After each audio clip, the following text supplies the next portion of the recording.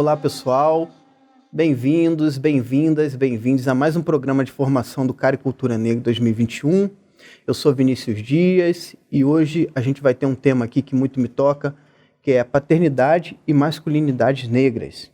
Para isso, a gente vai estar aqui com dois queridos, o Esdras Messias e o Osei Wakamoa, para conversar sobre esse tema.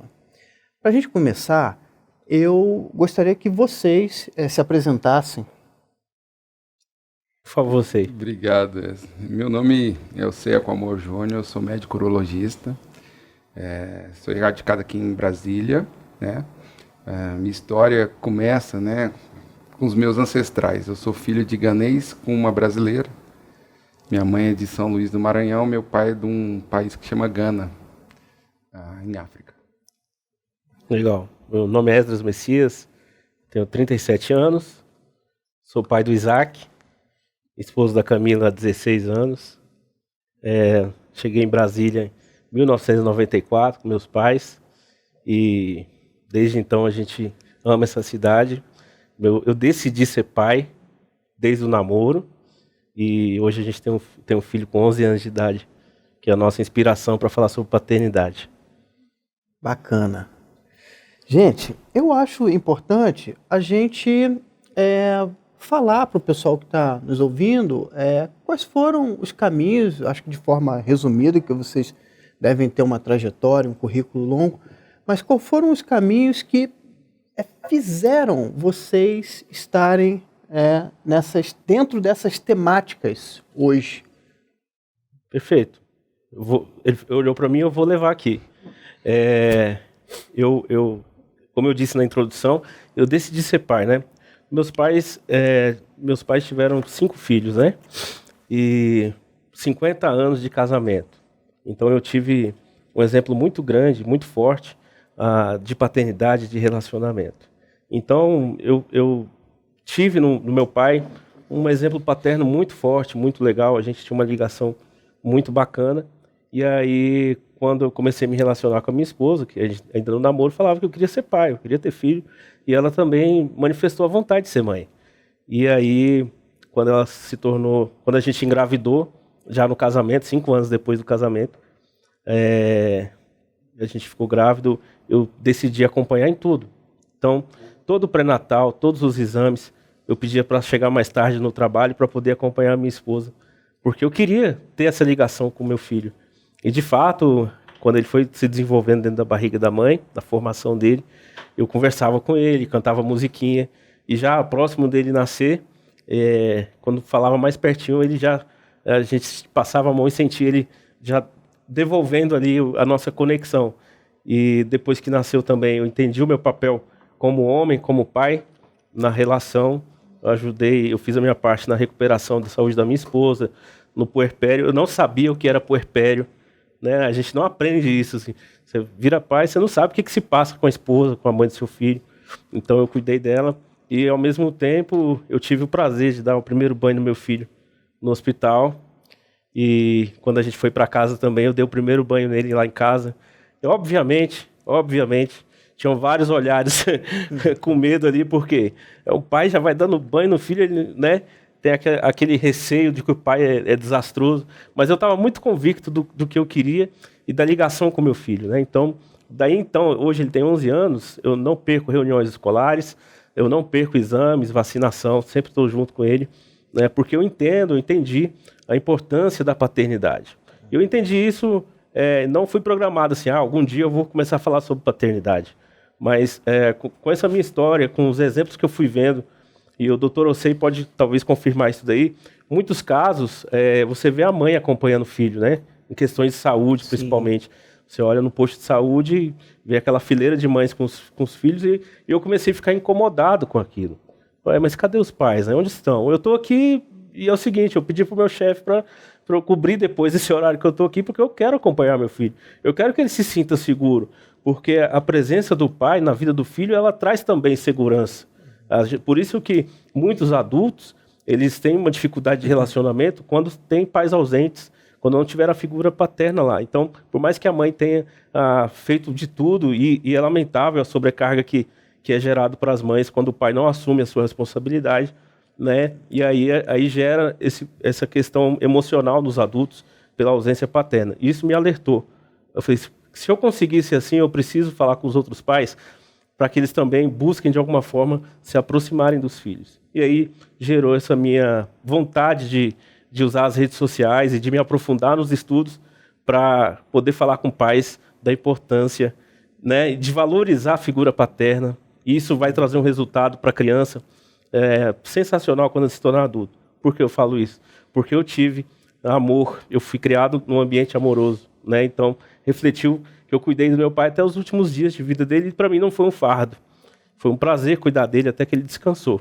Então, eu sei como funciona e eu gostaria que muitos outros pais entendessem isso, porque o seu filho vai se tornar alguém responsável na sociedade, vai constituir família e vai, de alguma forma, levar paz e serenidade para o mundo que hoje a gente vive tão complicado, né? Um cenário tão complicado. A gente precisa de bons filhos para também ter bons pais. Bacana. E é isso, né? Às vezes o finalzinho da sua fala é exatamente esse ponto, né, cara? É a conexão ancestral, né? Existe um ditado africano que fala que a gente não é só nosso corpo, a gente é fruto do recorte dos nossos ancestrais, né?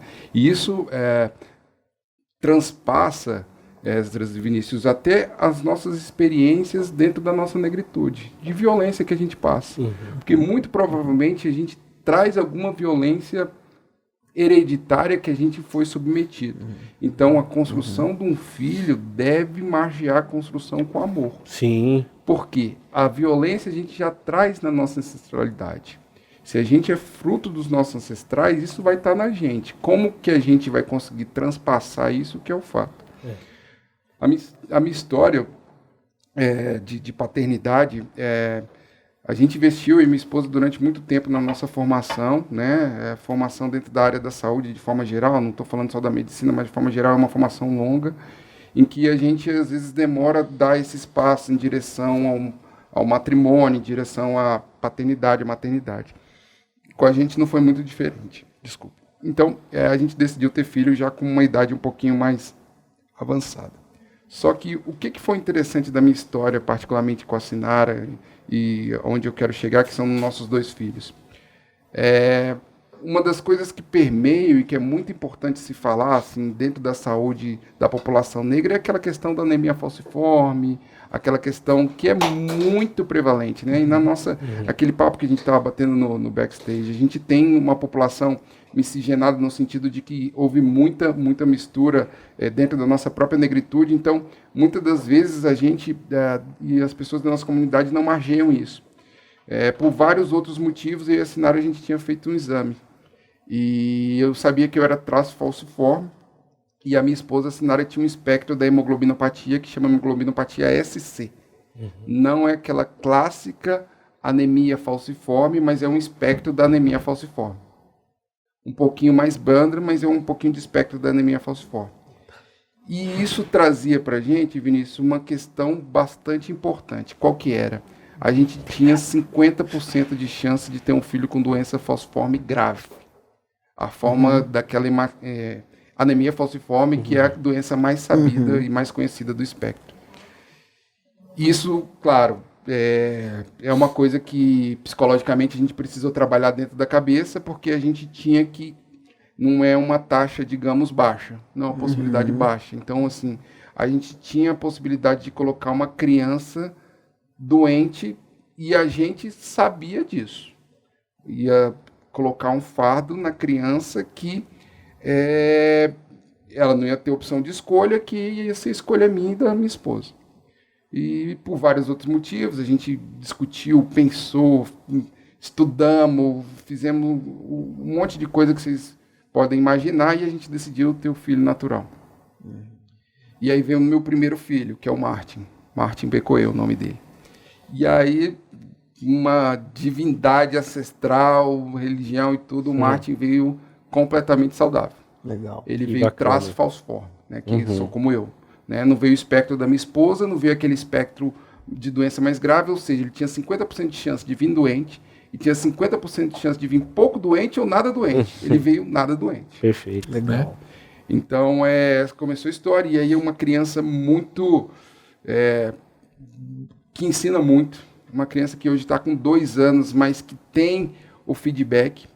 E voltando àquela nossa construção, uma criança que fala eu te amo e escuta eu te amo. Né? A gente estava conversando assim, o escutar para a criança pode ser uma coisa um pouquinho abstrata, mas eles fazem uma relação, às vezes, que a gente acha que eles não vão ter e vão ter. Às vezes ele não vai ter a profundidade do amor, mas ele vai falar eu te amo e vai sentir abraçado. Foi o que o Edson falou. Você vai falar, papai, eu te amo, e você abraça a criança. Isso é uma direção que, quanto mais óbvio, vai se tornar para ele. Pois bem, se passou 2 anos, a gente conversou e falou, e aí, vamos dar um irmão para o Marte, A gente decidiu dar um irmão para o Marte. Voltou o dilema da anemia falciforme, que é um dilema de saúde da nossa população. Né? Quantos e quantos irmãos e irmãs passam pela maternidade, pela paternidade, sem nunca ter escutado falar nisso. Então, assim, isso está dentro da nossa população, está dentro da população brasileira, né? Porque, assim, a gente tem diagnóstico de anemia falciforme em pessoas de origem dita, entre 1000 aspas, caucasiano. Então, assim, no Brasil, teoricamente, se você decide ter filho, dentro daqueles exames pré-nupciais, é um exame que faz sentido. Para todo mundo, né? Então, principalmente para a gente negra. E aí decidimos ter a Naomi. Uma gestação muito esperada e tudo, uma menina, um casal, aquela coisa toda, mas a gente ficou com aquele dilema, né? Porque esse é um diagnóstico que a gente só consegue fazer no teste do pezinho. Então a gente tem que percorrer 9 meses de gestação, muita ansiedade, fazendo aquela coisa e tudo, né? E aí a Naomi veio, por incrível que pareça, com o espectro da Sinara, minha esposa. Que é um espectro de uma doença leve, mas que tem os seus sintomas, mas ela veio com hemoglobinopatia SC, mas uma criança que vai se desenvolver, que provavelmente não vai precisar de internação, que não tem aquela gravidade da anemia falciforme e tudo. Bom. Mas qual que é a lição que eu tiro disso? Que, assim, nunca um filho é igual ao outro. Nunca, e isso nós 3 sabemos, nunca paternar e maternar é uma coisa única, né? A criança ensina muito mais pra gente. Então, assim, no primeiro momento a gente pensou, a Naomi vai ser uma que vai exigir mais. Mas, pelo contrário, ela veio com esse espectro, mas ela, nessa primeira fase, eu estou falando de uma criança de 3 meses, do bebê ainda, mas ela é uma criança que está exigindo menos que o Marte. O Marte era mais Tasmania, sabe? Fracão, não dorme, não chorava o tempo todo. E a Naomi é uma linha, sabe? Assim, muito mais previsível. E falando da paternidade, eu tento construir isso, é muito difícil, né? A gente vem de experiências e de uma construção. Lá em casa, meu pai era um pai falecido também, mas era um pai muito presente. Ele tinha seu te amo fácil, mas ele gostava também de se manter um pouquinho no pedestal do pai. Né? Minha mãe, ela foi filha de 9 irmãos e minha avó foi mãe solo. Então, assim, a figura paterna, meu avô faleceu há pouco tempo atrás, faleceu há 2 meses, mas era uma figura muito distante. Meu avô tinha 42 filhos, então, assim, outros tempos, exigir uma paternagem. Com 42 filhos? 42 filhos com 4 mulheres diferentes. Uau. Então, assim, exigir presença paterna para minha mãe, ou alguma referência, ela, na verdade, ela cresceu como referência no irmão mais velho. É o que ela tinha diferença de masculinidade, né? Claro, isso trouxe várias coisas para minha mãe. Mas, ao mesmo tempo, a gente foi construído dentro de muito afeto. Então, assim, a gente é aquela família que está se agarrando o tempo todo. Então, assim, tem hora que minha esposa fala, para, cara, você está babando o menino todo. Porque, assim, cara, eu estou o tempo todo... E eu acho que é isso, né? Que a gente precisa, né? Bacana. O eu te amo, o eu te amo, ele desmonta na nossa paternidade. E as crianças, elas têm um nível de habilidade de envolver a gente que é imperceptível às vezes. Então, às vezes você brigou com ela ali e tal, ela percebeu que ela fez uma coisinha errada e ela já percebeu que quando ela fala eu te amo, é uma forma de desligar aquele ato que a gente não concorda para ligar de novo. Então, tá novinho o Martin, né? Mas você vai perceber que ele fez uma atitude ali, você brigou com ele, passou um pouquinho para pai, eu te amo. Quer dizer, pô, pai, me perdoa aí, vamos ficar bem de novo, né? E é isso que faz a paternidade ser legal. Mas a gente tem que querer fazer isso.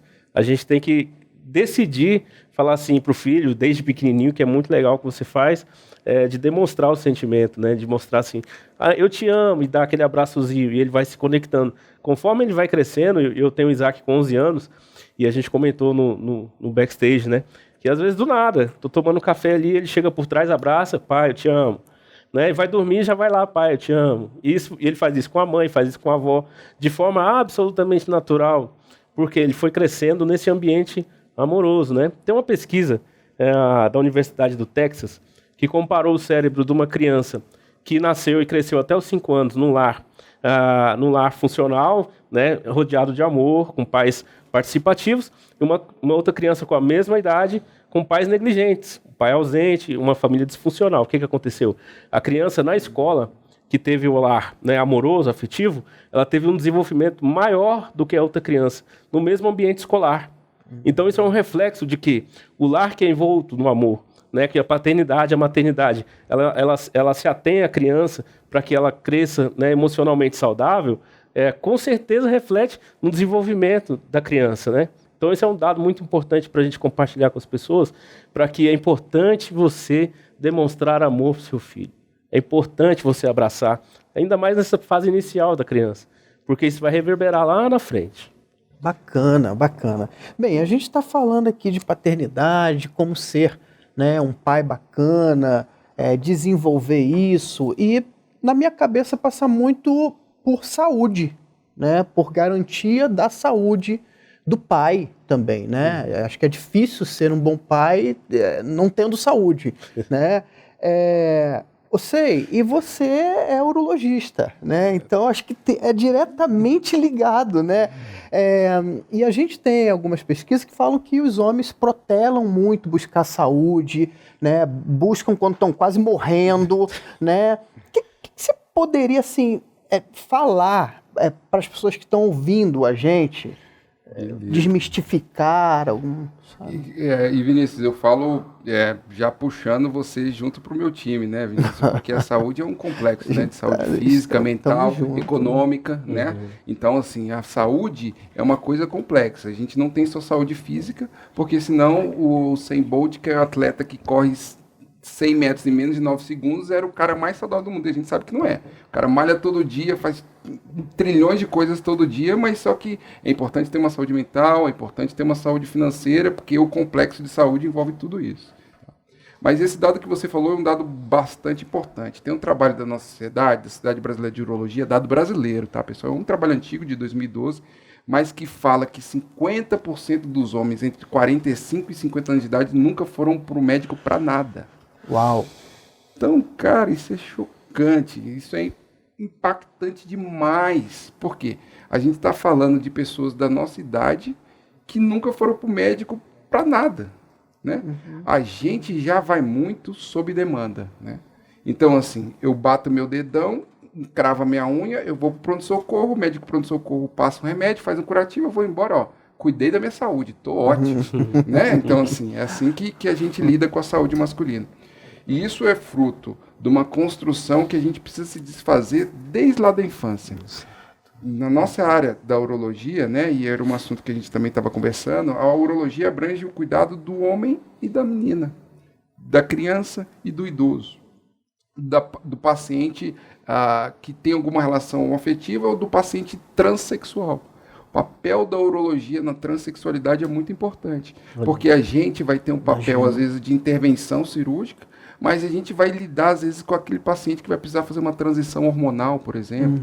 Então, que é muito importante. Isso não é trabalho. Isso que você está falando é importantíssimo. Isso não é trabalho, Vinícius, de ser feito aos 18 anos de idade. Uma criança que inicia o processo de transexualização, ela se inicia aos 11, 12 anos. Então, ali eu tenho que trabalhar para quando ela fizer 16, 18 anos, eu operar ela. O trabalho é anterior a isso. Então, assim, cuidado com a saúde e masculinidade, existe um conflito. Mas é baseado naquela premissa que a gente conversou. A criança do sexo masculino cai no chão, a gente fala, levanta. Chora, homem não chora. Então, essa é a nossa desconstrução. Então, chega uma criança no consultório, ela está com medo. A gente adulto vai aferir a pressão sobe na hora de aferir. Ninguém fala nada, né? Você fala, não, mas porque o síndrome do jaleco branco, eu tenho medo de... Criança vai fazer o quê? Vai chorar. Sim. E aí o pai tá lá em cima da consulta e fala, não chora, o tio não vai ter agulha, não vai ter nada. Não é isso, é a forma dele expressar, não adianta falar, o homem não chora, aquela coisa toda.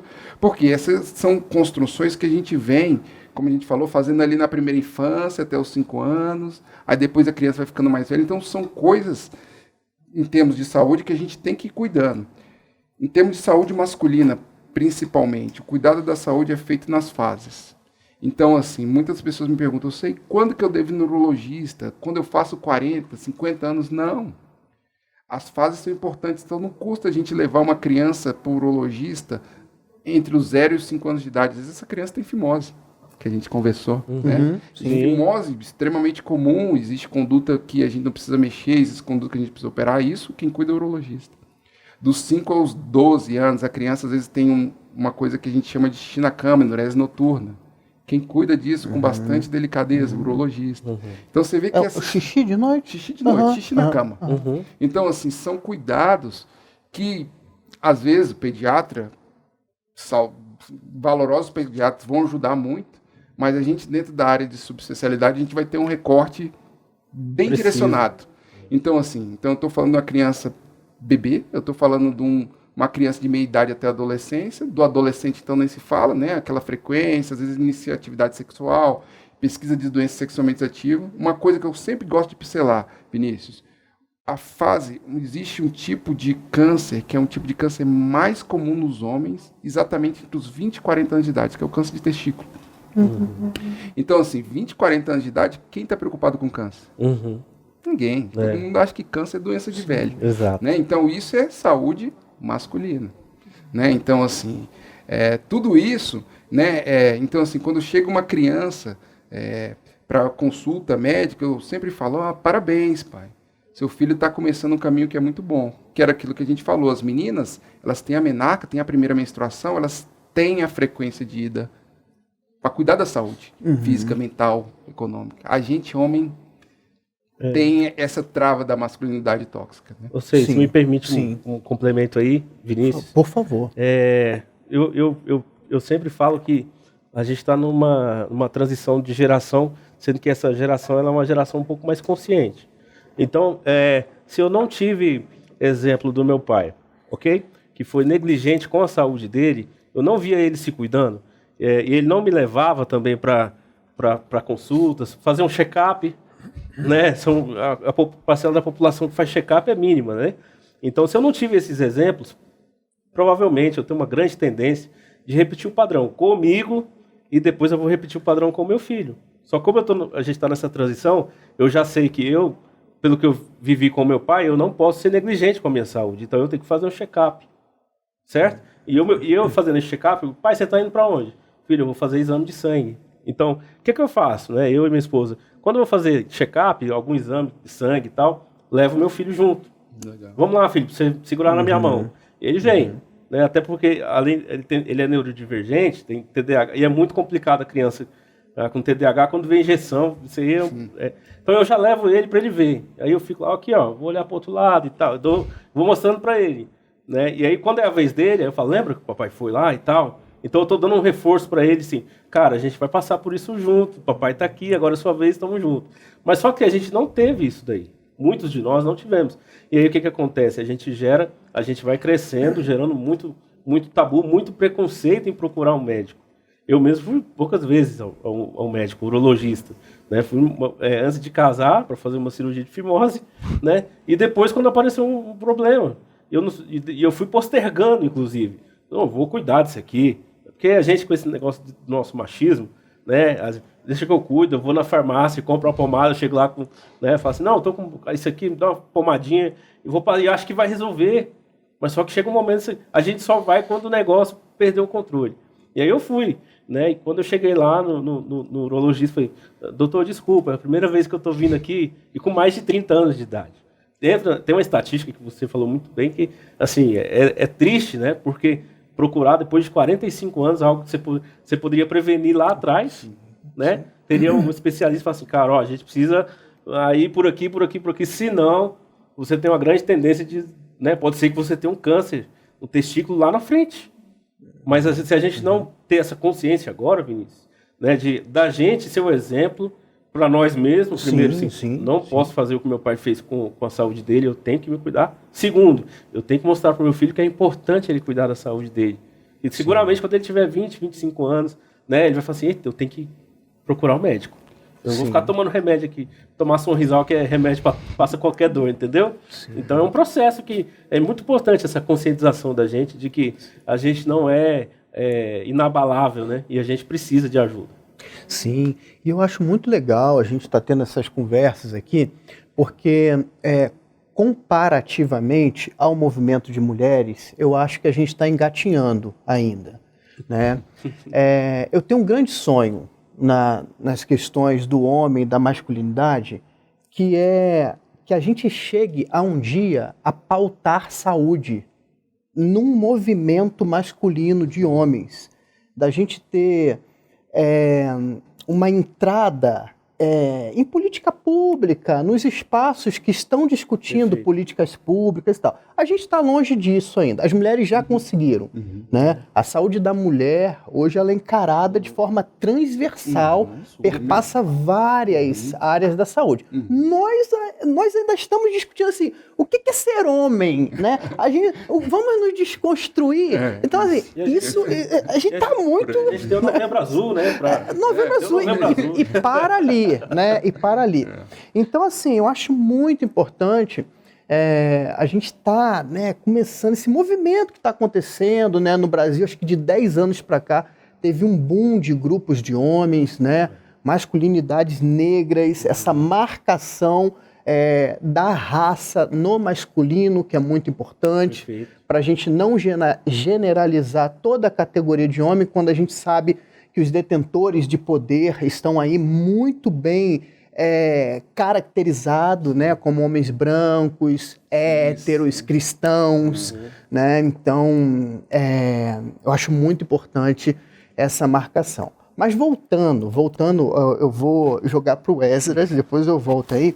Esdras, uma outra preocupação, né, minha, assim, a maioria da nossa população acorda às 6 horas da manhã, pega o ônibus lotado, volta para casa às 10 horas da noite, cansado. E aí? E esse cara, né? Que a gente tá falando, pô, atenção ao filho, briga com ele e tal. E o cara, só quero chegar em casa e dormir. O que você poderia... Essa é a regra, né? O que você poderia, assim... Legal, muito obrigado por essa pergunta, cara. É a pergunta do milhão. Quando eu defendo a presença paterna, às vezes as pessoas entendem assim, cara, o pai tá junto o tempo todo. 24 horas. Não é, cara. Mas é você saber a forma como você lida com o teu filho quando você tá com ele.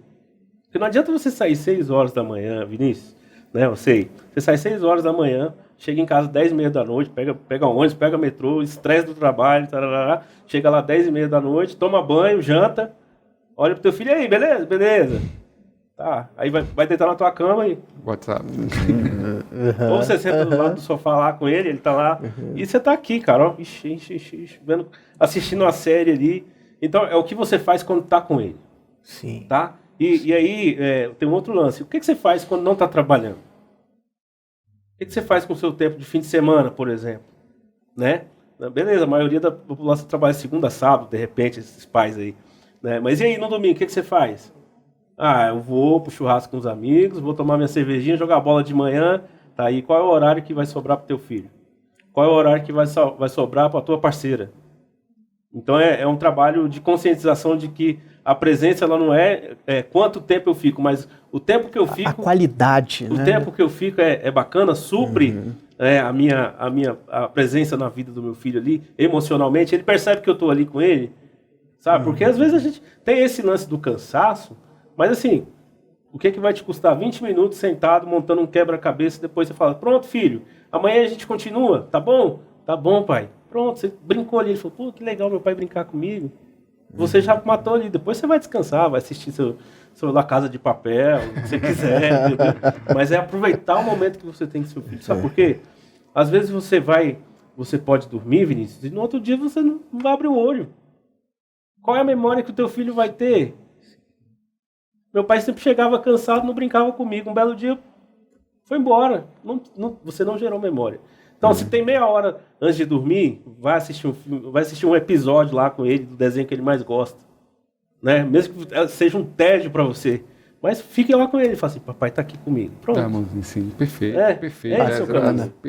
Perfeito, cara. Perfeito. Você quer falar alguma coisa? Que eu já tenho uma aqui para você. É sensacional, cara. É isso. E assim, é a nossa vida, né? É a nossa vida, né? Assim, esse recorte do pai, trabalha, do pai, provedor e tudo. Cara, isso é um recorte que a maternidade, a paternidade, aquilo que a gente falou também, cara, é uma coisa única no sentido assim, os dois precisam exercer em algum momento e dar sua cota de contribuição. Às vezes sua cota de contribuição, de presença, vai ser menor do que da sua esposa, ou o contrário, pelo fato do trabalho, da exigência, mas tem que ser de qualidade, como você falou. Tem que estar junto, contato físico, pegar o toque. Sim. Cara, criança é extremamente tátil, né? Assim, a gente está vivendo tempos super sombrios. A gente manda a criança para a escola, tem alguma leitura de professor que não pode pegar na criança, mesmo quando ela está chorando, porque é pandemia, né? Que é o recorte que a gente está tendo dessa visão extremada, às vezes, das relações. Então, se a gente não pegar na criança dentro de casa, no momento, no recorte do mundo que a gente está vivendo hoje, qual que vai ser a experiência que a criança vai ter nesse sentido? É exatamente em cima do que o Elcio falou, qualidade. Então, assim, vai ter aquele pai que vai trabalhar à noite, vai chegar morto, mas ele vai dormir 6, 8 horas, ele tem o horário do almoço e mais meia horinha ou uma horinha até se arrumar para ir para o trabalho à noite, que ele consegue ali sentar, assistir uma série de mão dada com o filho dele. Isso. Porque, você sabe, eu também, meu pai é falecido, uma das memórias muito claras que eu tenho do meu pai é de eu pegar na mão dele. A sensação dos dedos dele é uma lembrança que eu tenho na minha cabeça. Demais, né? É fantástico isso, né? Assim, o dedo dele, eu lembro o jeito que ele tocava assim na minha mão, sabe? Você falou isso, eu lembrei, sabe do quê? E eu faço isso com meu filho. Eu tinha essa faixa de 9, 10 anos. E o meu pai, ele, para me acordar para ir para a escola, ele chegava perto do meu ouvido. Bom dia, meu negão. Bom dia, papai. Né? E ficava cafungando aqui, né? E aquilo ali, cara, me dava uma sensação tão boa. Bom dia, negão. Me acordava, né? E eu faço isso com meu filho agora.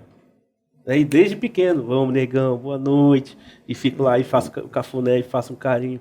Porque se me fazia bem aquilo, se gerou essa lembrança, significa que a gente soube se conectar. E o abraço do pai, esse mão dada, cara, não tem preço. Tem preço, tem preço você chegar em casa, do seu 10h30 da noite. Eu não chego 10h30, eu chego mais cedo. Mas eu abro a porta e o filho vem correndo, pai, pá! E aí vem a cachorrinha, gruda na perna. E aí eu vou na minha esposa, dou um beijo nela. Como é que foi seu dia? E aí a gente entra em casa. Legal. É um lugar para ser um lugar de paz, é um lugar para você se conectar. A higiene mental está ali na sua casa, no momento que você relaxa, que você libera carinho para as pessoas que convivem com você e você recebe de volta. Sim.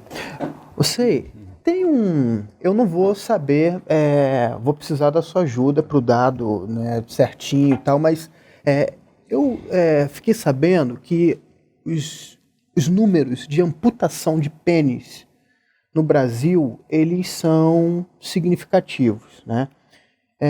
Eu queria que você falasse um pouco, porque assim, o ideal seria, né, que nós homens não fôssemos tão corpóreos, né, de dar tanta atenção para essa parte nossa corporal. Mas a realidade das ruas é diferente, né? Os homens têm um apreço pelo pênis, uma coisa, né, ao mesmo tempo que não cuidam muito bem né, disso que eles tanto...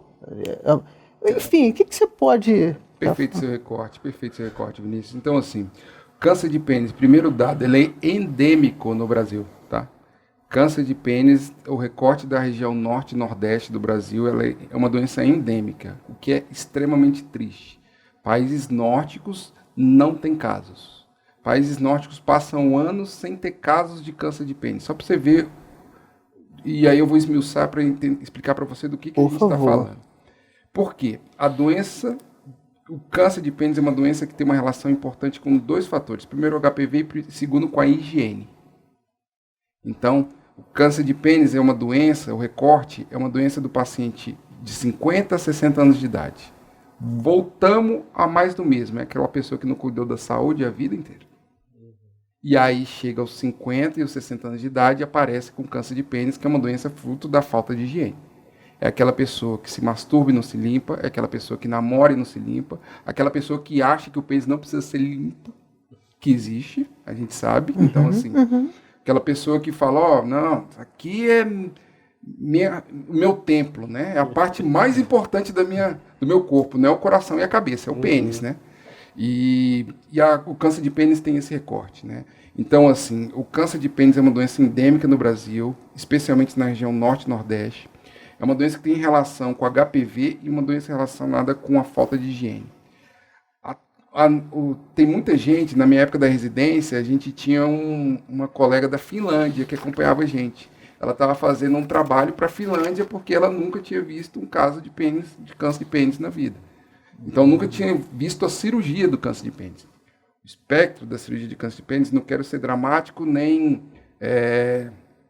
como eu posso falar, nem argiloso, pessimista. Mas a câncer de pênis envolve a gente retirar parte da estrutura até emasculinizar, ou seja, retirar todo o órgão, o testículo, inclusive, né? Que é a cirurgia mais agressiva. E é um tipo de câncer que tem um prognóstico muito ruim, porque o diagnóstico é feito nas doenças avançadas, então a maioria das pessoas que fazem o diagnóstico, 50% dos pacientes que vão ter diagnóstico, a gente não vai conseguir curar. Impressionante. A pessoa vai morrer. Acho importantíssimo você estar falando disso. Uma doença evitável, uma doença relacionada à falta de higiene, relacionada a nós homens, que vai matar 50% das pessoas vão chegar lá com a gente e a gente não vai ter o que fazer. Aquele paciente, Vinícius, que a gente falou, ó, a gente vai fazer palhação. Por quê? Seu gap, seu intervalo de cura já se passou. A gente não tem o que fazer. E câncer nunca é bom, câncer é sempre doença ruim. E a evolução e a progressão do câncer de pênis é uma doença que mata de uma forma muito chata. Porque é uma erosão, é sangrando, é doloroso. Então, assim, de novo, pincelando a saúde masculina, a gente precisa ensinar nossas crianças lá quando a gente dá o primeiro banho deles, a fazer higiene, a limpar, ao cuidado. Quantas vezes e quantas vezes nós homens olhamos para o nosso pênis durante o dia? Várias vezes. Várias vezes. Sim. A gente mete faz a mão. no mínimo 6 a 8 vezes por dia. Essa é a média de uma pessoa normal.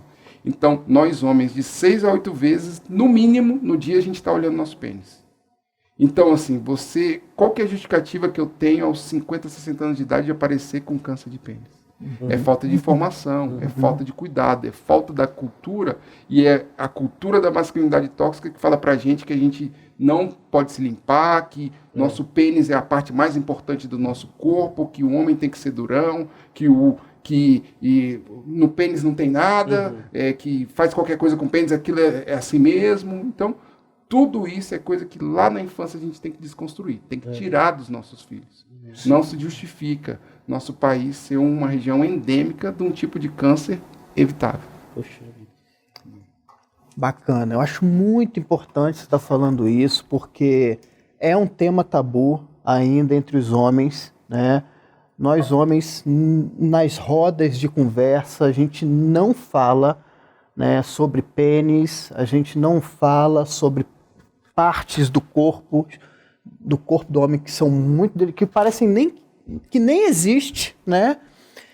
Então acho muito importante você trazer essa informação aqui pra gente. Demais, assim, eu até me comprometo aí, viu, doutor Osei, a fazer publicações nesse sentido, de que o pai, que eu oriento meu filho, né? Mas hoje ele já é independente do banho dele, por exemplo. Sim. Mas eu sempre falo, filho, a higiene é pessoal, você tem que cuidar do seu amigo, você tem que limpar direitinho, né? Porque quando ele tinha uns 3, 4 anos, Outro dia ele acordou com inchado, né? O prepúcio tudo inchado. Eu, caramba, assustei. Falei, que isso, né? E aí a gente correu pro médico, né? Que é aquilo, né? Inchado. Aí o médico abriu, assim, olha, é por causa das bactérias que ficam aqui, então tem que limpar direitinho, pai, e tal. Tomei um tapa na cara. Aí tu tem que prestar atenção nisso. Daí foi crescendo, aí eu lavava na hora do banho, explicava para ele como é que era. E também já orientava no sentido assim, ninguém pode pegar, tá? Só o papai e a mamãe aqui. Se alguém for pegar, você grita. Depois você me conta, tá bom? Sai correndo. Então eu sempre fui orientando, mas você tem que lavar direitinho aqui, fui explicando. Mas é bom a gente reforçar isso. É muito bom, porque esse assunto aqui que você trouxe muito bem, Vinícius, é um assunto escondido, cara. Sim. É um assunto escondido que é chocante. Meu amigo, se você tiver um câncer de pênis, esquece, você tem 50% de chance de abrir mão da sua família e ir pra vala. Sim. Então isso choca. Mas só que tá chocando como? Se essa informação tá ficando ainda aqui no... Sim. Não chega no copinho de cerveja, no bar? Sim, perfeito. Esse é mais um tema que as políticas, né, direcionadas ao público masculino deveriam se aperfeiçoar com material informativo, enfim, com publicidade. Desse tema está na ordem do dia, está no bar, está no futebol. Né? E aí, Vinícius, eu volto a uma coisa que a gente também conversou antes, aquela coisa ancestral, né? Assim, a gente fala muito de o pai e a mãe, eventualmente 2 pais ou 2 mães, de crescer, erguer o filho, mas a gente está em comunidade, a gente tem que fazer esse recorte também. Então, assim, às vezes vai ser aquela criança que vai ficar com os avós, que vai ficar com os tios, como você falou, às vezes a gente vai passar 12 horas do dia fora de casa, quem vai dar o banho é a avó.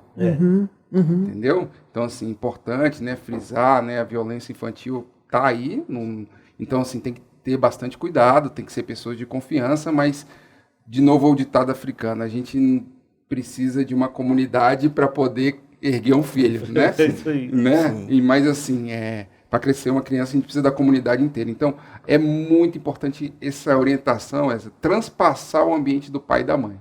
Né? Então, assim, é a avó, é a tia, é o irmão mais velho que precisa dessa orientação, porque qual que é a nossa realidade? O irmão de 12 cuida do de 2, 3, né?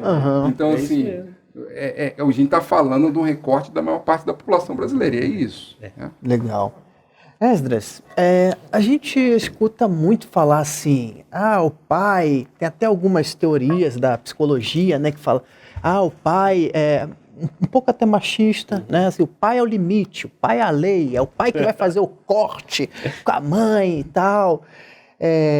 Eu tenho algumas críticas, acho que é um modelo muito masculinista, assim, mas você que trabalha com isso, tem um meio termo entre o falar mais alto, o afagar, a dureza, a leveza? Existe isso? Eu acredito que existe. Né?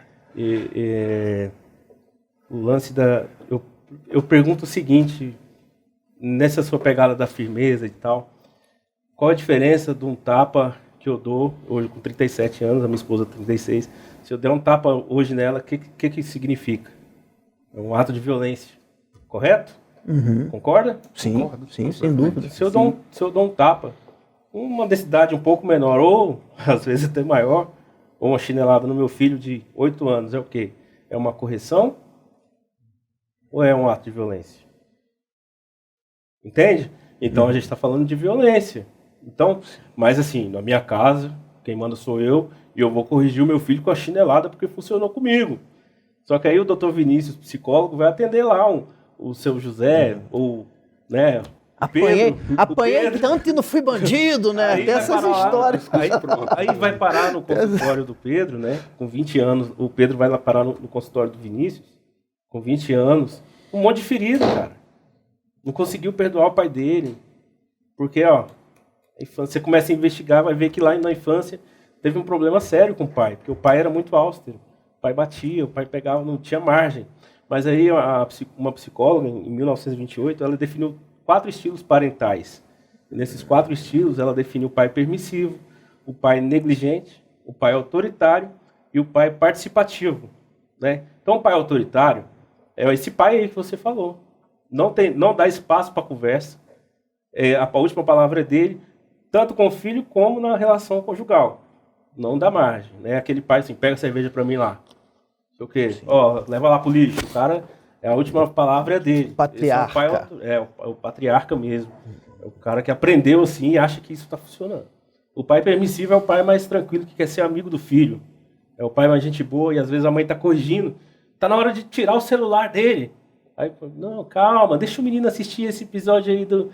Né? Deixa assistir só mais esse do Peppa Pig. Depois vai. Ó, vai colocar tua fralda na lixeira. Aí o menino, não! Aí o pai, não, deixa, filho, deixa eu colocar lá, vamos lá. Então o pai permissivo é um pai manso ali, né? Não corrige, não enfrenta, ele é tranquilo. Né? E o pai negligente é o pai ausente, cara. É o pai que... Ele tá aqui, mas não tá. Entendeu? As coisas estão acontecendo, ele não tem interesse no desenvolvimento dos filhos. Ele é pai, simplesmente, tem a cabeça de ser o provedor da casa, tá tudo certo, não falta nada. E tem um pai participativo, que aí é o pai que quer saber como é que foi na escola, que faz questão de entrar no grupo das mães da escola, né? É o pai que acompanha nos exames de saúde, é o pai que leva o filho para brincar no parque. Esse é o pai participativo, que conversa com o filho, que se abraça, que se conecta. Então, se a gente tiver consciência, isso parte de um autoconhecimento, né, Vinícius? De como pai, a gente querer se entender por que eu faço assim com meu filho e como eu posso ser um pai melhor. Então, tem um autoconhecimento e tem a questão do feedback da nossa parceira ou da mãe do nosso filho. E isso é um problema nosso enquanto homem, né, desse nosso ser másculo e tal, de falar assim, você acha que eu sou um bom pai para o nosso filho? Quantos pais já fizeram essa pergunta? Né? Porque, afinal das contas, é a mãe que passa a maior parte do tempo com o filho. Aí ela vai dizer assim, olha, você podia ser um pouquinho melhor. Aí você faz outra pergunta como pai.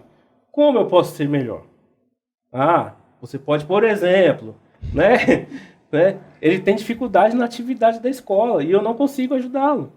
Você pode sentar com ele e fazer as atividades da escola, que é para levar no outro dia. E aí a mãe vai dando... Não precisaria, eu falo.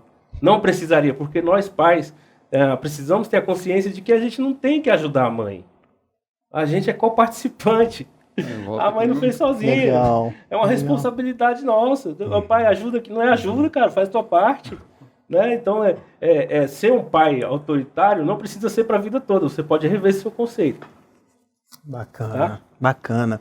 Essa coisa da coparticipação que você traz... Eu vejo, eu interpreto também, eu sei, muito das suas colocações, uma coisa assim, relacional, uma coisa complementar, né? Quando você traz a urologia, dizendo que, né, que é importante para a pessoa trans, é importante para a mulher, procurar urologista, algo que eu aprendi no teu Instagram, né? Que eu acho, urologista é médico de homem. Aí lá no teu Instagram, pô, não, mulher também. Eu falei, nossa, gente, que ignorância. Bem, a minha interpretação disso é que tu traz uma visão um tanto africana para a forma de ver, né, as complexidades da vida.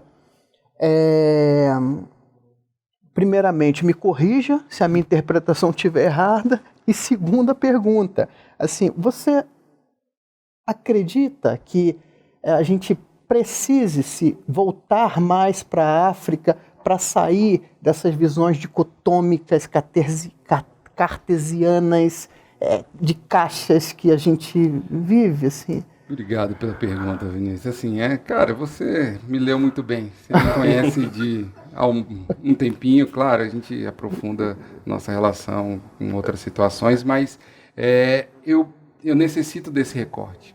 E eu fui erguido e criado nesse recorte. Volto lá para minha introdução. Meu pai é ganês, né?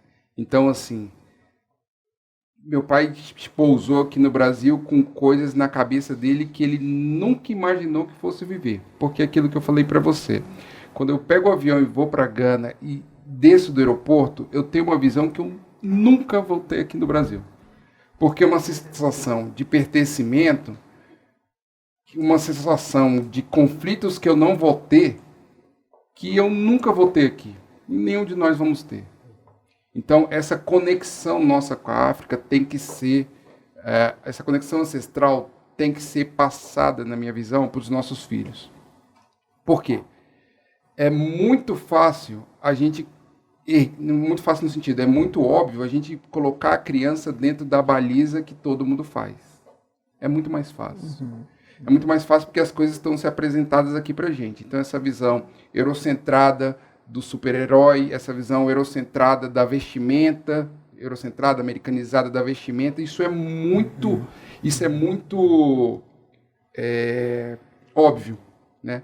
A gente conectar, por exemplo, o meu filho descer com uma batazinha africana, nesse momento não faz sentido nenhum para ele. Para ele é uma roupa só. Mas vai ter um momento que alguém vai perguntar para ele, Martin, que camisa diferente? E se ele souber falar, essa camisa é de um tecido africano do país do pai do meu pai. Perfeito. Esse dia, assim, eu juro para vocês, vai me ver dando cambalhota na rua. Porque ele entendeu a conexão. Então ele entendeu que não é só uma referência. E a gente também estava conversando no Beck, eu forço muito isso nos meus 2 filhos. Na Neném e no Martin, eu forço isso ao extremo, essa conexão África. Eu forço muito isso, mostro muito isso para ele, tento mostrar isso para ele ter exatamente aquilo que a gente tanto precisa de diversidade. Então, vai vestir uma... minha esposa fala muito isso, eu sei, tem dia que eu não te aguento, cara, você tá muito colorido. Mas isso é o quê? É coisa do meu pai. Então tem dia que eu sei do céu, cara, você não vai para o hospital desse jeito, cara. Não vai com essa camisa. Eu falo assim, eu vou sim. Você não mistura listra com xadrez não, né? Não. Tá bom. Assim, eu vou colorido, não vou de sapato preto, vou de sapato marrom, porque essa é a construção que eu trouxe da minha ancestralidade, né? Porque assim, essa conexão minha com a África era muito forte, mas por muita força que meu pai fazia na gente. Bacana. Minha mãe, como uma negra brasileira, ela tinha uma construção que às vezes nem se preocupava muito com essas coisas. E essa conexão com a África vai trazer esses conceitos para os nossos filhos de cuidado coletivo, de que existem outras formas de fazer as coisas. Tudo isso é muito importante quando a gente traz a africanidade para os nossos filhos. E é outra referência, inclusive, para a gente. Quando a gente deixa de ter essa visão eurocentrada, nosso leque de possibilidades aumenta muito mais. Em todas as áreas, desde a religiosidade até o comportamento, vestimenta, jeito de falar. Uma história que eu gosto de falar, que é muito legal, o americano tem muito aquela coisa do tênis, né? Você já escutou, todo mundo sabe, né? Tênis. E de novo eu volto com essa questão ancestral. Eu tenho muito tênis. Aí minha esposa fala, eu não te entendo por que você tem muito tênis. Por quê? Muitas das pessoas que eram colonizadas, que quando chegava no Brasil ou nos Estados Unidos, o cara andava descalço. Sim. E aí, a partir do momento que os escravos foram se emancipando, qual que era o sonho de consumo? Ter um calçado. Perfeito. Então, aquela coisa, uma coisa que eu gosto muito. Então, assim, você vai lá em casa, tem um monte de tênis daquela marca, não vou fazer merchan, mas do Michael Jordan. Cara, eu penso assim, aí, há pouco tempo atrás eu falei assim, cara, isso é uma marca ancestral em mim. Por quê? Cara, eu gosto disso porque eu quero estar calçado. Eu me identifico. E assim, eu quero estar calçado com uma marca que me representa, porque tem uma referência. Então, é isso que a gente tem que trazer para as crianças, sabe, Vinícius? Isso que eu entendo, assim. Então, trazer para a criança e falar, cara, papai gosta de tênis daquela marca, porque é um jogador de basquete, um negão. E aí ele vai fazendo o encaixe do quebra-cabeça dele, entendeu? Para ele ter as referências e ter uma conexão. Aí você me fala, sim, mas não é África. Mas é muito mais fácil eu falar Michael Jordan e conectar o Michael Jordan com a África, com meu filho, do que... Isso a gente está falando da música, da literatura. Então, assim, aquela coisa de pegar o livro, um livro... Por exemplo, do Rodrigo França, aquele... O Príncipe. Cara, Negro, pegar o livro, o menino olhar na capa e ver, cara, é igual. Por quê? Livro de outras formas, que vão ensinar o filho de outras formas, tem um monte, tá aí. Qualquer livraria a gente vai estar, mas qualquer livraria tem os livros do Rodrigo França? Não tem. Então a gente tem que ir atrás, pegar para ele fazer a conexão. Associar a literatura com o livro do Rodrigo França e o livro do Rodrigo França conectar com a África. É assim que eu vejo. Com a estética. Com a estética. Sim. Acho que a pergunta é assim, quando você pergunta para um pai, né? ou para um pai preto? Quem é você? É uma pergunta que as pessoas têm muita dificuldade de responder. Agora, quando você pergunta para você, né? Quem é você? Ele sabe quem ele é. Ele descobriu a identidade dele. Né? E esse descobrir da identidade dele faz com que a autoestima dele seja mantida lá em cima. Por que ele vai para o hospital colorido? Porque não interessa o que as pessoas forem falar dele, forem fazer piadinha ou algum gesto racista. Ele sabe a identidade dele. E ele não está disposto a abrir mão dela. Mais do que isso, o Martim está crescendo, né, e a Naomi, eles estão crescendo e falam assim, caraca, meu pai é demais. E o pai está falando assim, eu sou assim por conta da nossa origem, da nossa identidade. Né? Se a gente ensinar os nossos filhos, mostrar essa verdade, esse nosso orgulho, na verdade, de onde a gente veio, a gente teria com certeza uma população negra mais motivada, com brilho nos olhos, não porque a gente vê, infelizmente, né, muitos pais, muitos filhos andando cabisbaixo, entra num ambiente e acha que ali não é para ele, mas quando a gente tem conhecimento de quem a gente vai andar com a cabeça erguida, porque não é a nossa cor que vai definir quem a gente é, são os nossos valores, e muitos dos nossos valores vem da nossa ancestralidade, vem de onde a gente surgiu, a gente chegou aqui por conta daquilo. Então é importante demais ter o livro, sentar com o filho e falar, aqui, ó, olha aqui, ó. Sabe por quê, Vinícius e doutor, eu sei? A escola não vai fazer isso. Perfeito. Talvez a escola vai ter Monteiro Lobato lá, falando, não, nega beiçuda. Entendeu? Aí a tua filha é preta, aí os coleguinhas falam, nega beiçuda, acabou. Uhum. Né? Isso que você traz, e que o SEI também traz, eu vejo como um movimento de retorno para nós, para a população negra, sabe? Necessário. E aí, talvez seja utópico, seja estranho de quem está ouvindo a gente ouvir, como assim, retornar, né? Porque a gente vive uma sociedade muito do progresso, do desenvolvimento, né? Você tem que olhar para frente, você tem que pensar no futuro, né? Só que o futuro, ele foi pautado por um passado e por um presente construído sem a sensibilidade de nos ver como pessoas. Exato. E aí, se a gente ficar olhando para frente, essa frente que foi determinada por outros, né, a gente vai se arrasar. Eu acho isso. Então, então chegar lá no final do caminho, a gente não sabe nada. Assim, hoje tem um estudo que a floresta amazônica ela está se degradando, assim, ela vai acabar. Assim, então, é esse progresso, esse desenvolvimento que eu estou falando. Assim, vai dar ruim. Então, ou a gente bota um espelho para olhar, ou a gente se vira para trás. E para nós, pessoas negras, virar para trás é olhar para a África, né? É fazer o caminho contrário, né? A gente está se encaminhando para o fim, mas nessa visão africana que eu perguntei para você, a visão africana, a visão indígena, a visão dos nossos povos tradicionais, né? Que são muito... as coisas são interligadas, né? O ser homem tem a ver com ser mulher, o ser criança com o ser adulto, enfim. Você poderia falar assim, um pouquinho do ser pai, o quanto que está ligado ao ser mãe, não confundindo os espaços, mas tem isso, assim, a paternidade entrelaçada com a maternidade, vice-versa. Deveria ser entrelaçada. Mas não é, porque eu participei de uma conferência online de pais nesse mês de agosto. Mês de agosto é o mês de lembrar dos pais, né? O resto do ano. Em novembro a gente lembra dos homens. E aí, nesse papo lá, a gente estava conversando um pouco sobre isso. E por que a gente não é tão participativo nesse ser pai aí? Né? E que as mães cobram eu sou defensor das mães, assim, né? Porque eu entendo a sobrecarga. Mas por que elas cobram, né, cara? Porque muitas vezes no almoço em família, quando a gente está crescendo e tal, aí termina o almoço, churrasco, família toda junta, o que acontece quando terminou? As mulheres, elas vão para a cozinha, lavar a louça, né? Tirar a sujeira, né? Aquela arrumação lá. E o que acontece com os meninos?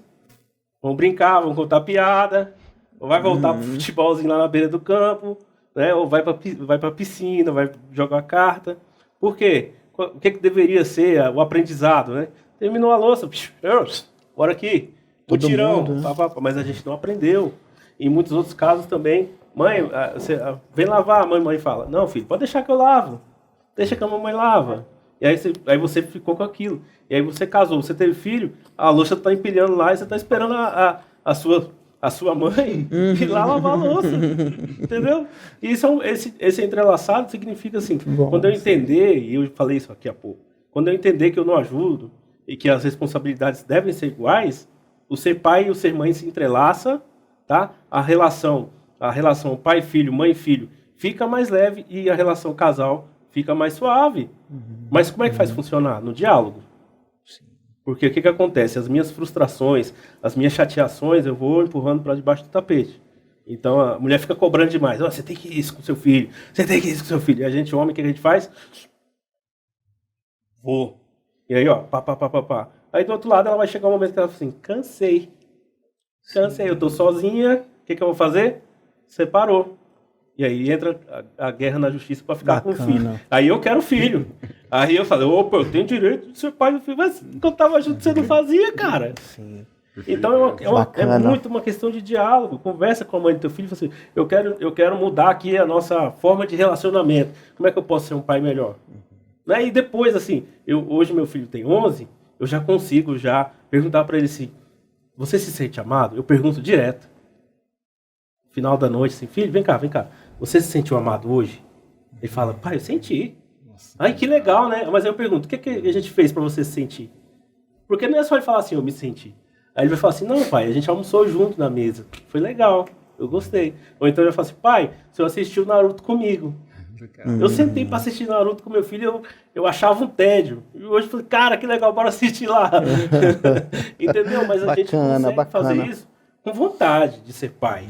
E a mãe, quando ela percebe que você quer ser pai, cara, né, você vai experimentar uma outra relação, porque ela vai te impulsionar.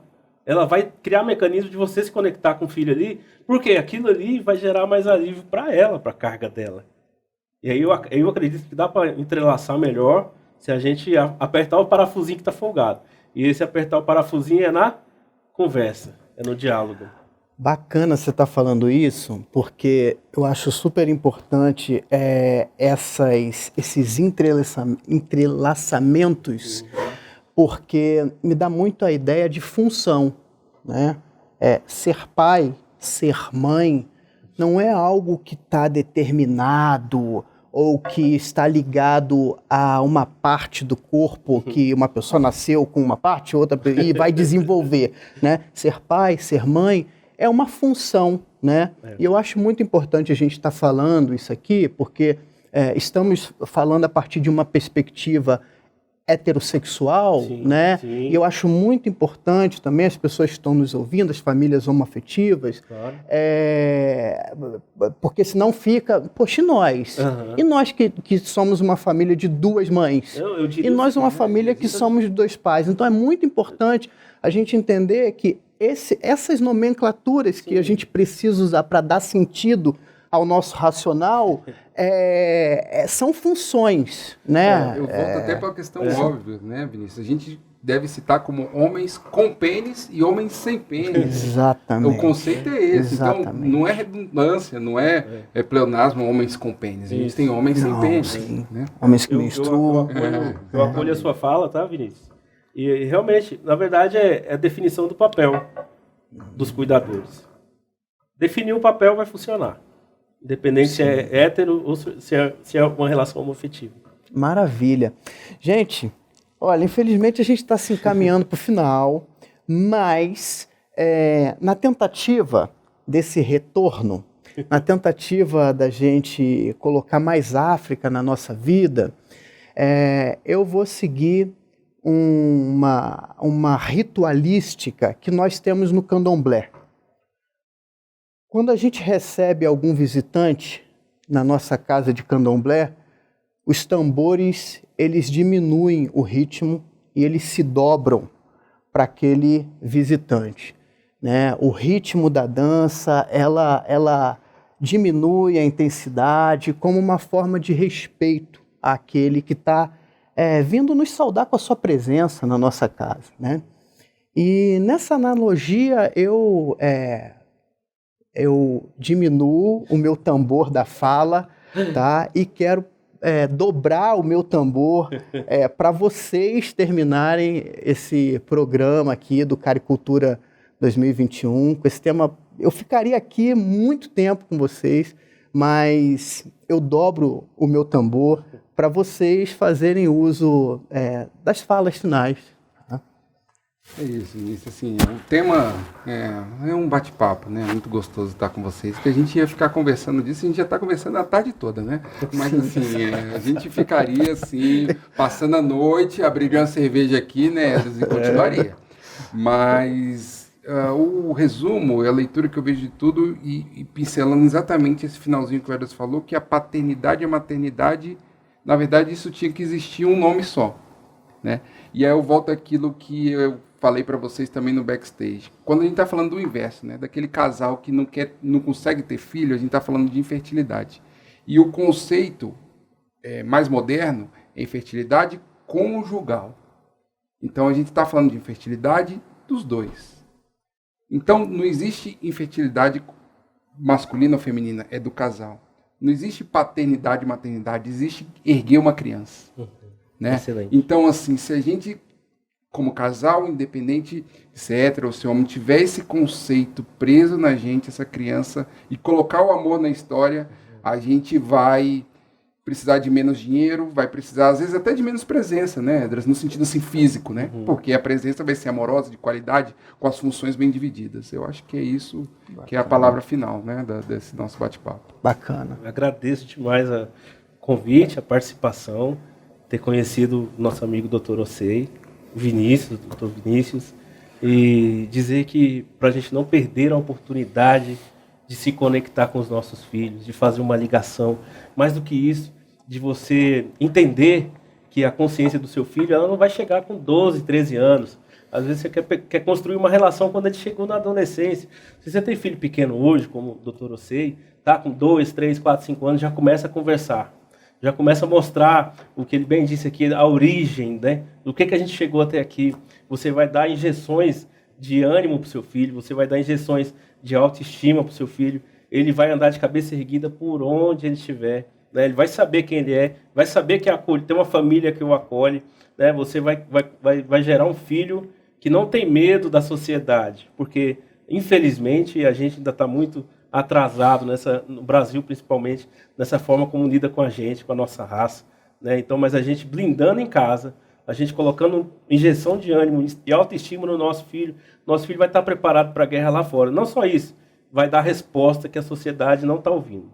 Então, sejam pais presentes, pais participativos, reconstruam o relacionamento que vocês têm com seus filhos, para que isso lá na frente mostre para a sociedade que você fez a sua parte, você fez o seu papel na transformação, porque eu acredito que o pai tem um poder de mudar o mundo quando ele está conectado com o filho. Legal. Bacana. Legal. Bacana. Olá, pessoal, tudo bem? Meu nome é Ocei com Amor Júnior. Antes de mais nada, obrigado pelo convite, um evento, uma forma de se expressar e de passar informação simples, segura, confiável, com os irmãos muito queridos e irmãs muito queridas que com certeza passaram por aqui. Reforço a importância para a nossa cultura, né? Cultura negra, cultura envolve saúde, né? Envolve cuidado com a saúde física, mental, econômica. Então, eu como representante da saúde, eu estou aqui para fazer esse recorte referente à nossa raça. É muito importante a gente cuidar da nossa saúde, né? A gente não pode, o nome parece óbvio, mas se contaminar com esse tanto de masculinidade tóxica que permeia a nossa vida, permeia nossas relações. Isso vai ter impacto com a saúde em todos os momentos, tá? Não se engane que vai ter impacto só na saúde lá do idoso, vai ter impacto na nossa saúde infantil, na nossa saúde pré-púbere, na nossa saúde púbere, na nossa saúde como adulto, né? Se desfazer de conceitos, de repetições de mentalidade, criança não chora, homem tem que ser forte, homem não tem que lavar o pênis, são coisas que a gente precisa estar fazendo todos os dias. nós mesmos, nossos filhos, nossas filhas, e ter sempre a ideia de que a gente cresce em comunidade, né? Nossos ancestrais falavam isso. A gente precisa de uma comunidade inteira para erguer uma criança.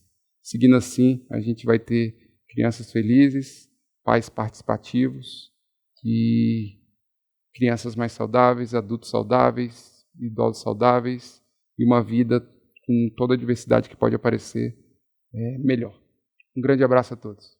Uma alegria muito grande ter participado do programa de formação Cara e Cultura Negra de 2021 e esse painel que a gente participou com o Dr. Osei para falar sobre masculinidade e paternidade negra vem para a gente chamar a atenção ao nosso papel na sociedade enquanto pais negros, enquanto pais, né, no sentido geral, de como é importante a gente se aproximar dos nossos filhos, entender as responsabilidades que a paternidade tem e, acima de tudo, eu sempre falo que o pai não ajuda, o pai deve fazer o seu papel, que é equilibrar na criação dos filhos, dividindo, né, a carga que a mãe hoje carrega muitas das vezes. Então, o pai entender esse papel dele vai reverberar numa criação emocional mais saudável para os seus filhos, e aí lá na frente, quando ele se tornar adulto, ele vai ter consciência de que foi criado muito bem por seus pais e que o pai efetivamente teve um papel importante nessa criação.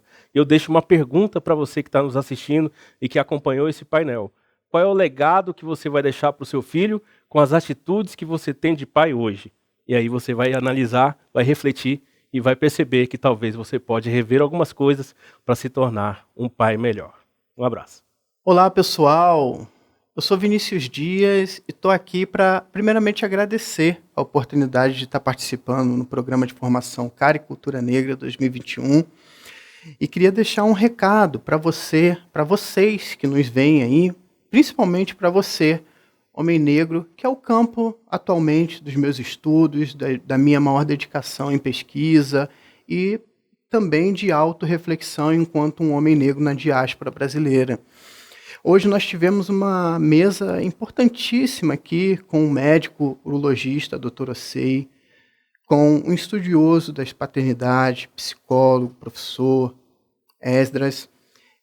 Eu queria deixar uma reflexão que esses dois campos que foram discutidos aqui, acompanhado de uma saúde mental do homem negro, da população negra em si, é extremamente importante no momento que a gente vive hoje no Brasil. As pautas raciais, elas vêm se desenvolvendo, é uma pauta hoje popular, né? As pessoas estão discutindo isso em bares, nas igrejas, mas acompanhado disso, para nós, população negra, chega muita responsabilidade de se dengar, de se cuidar.